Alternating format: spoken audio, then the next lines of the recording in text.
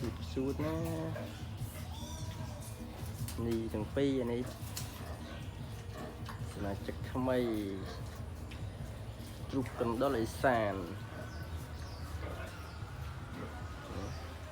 mình đi chặt cà thôi ngày thì một hơi làm buồn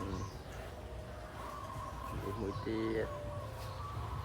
cả đời kia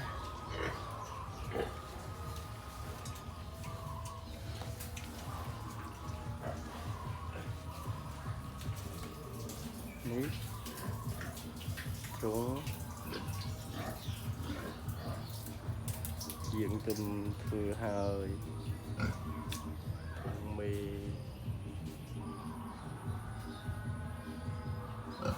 nó buổi đó cày mà nó cần đo lấy sàn để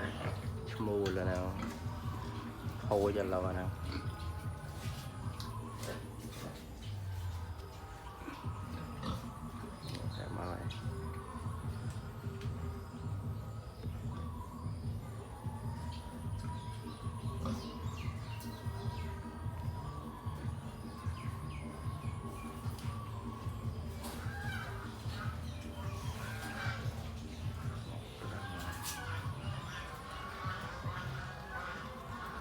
người ta được chơi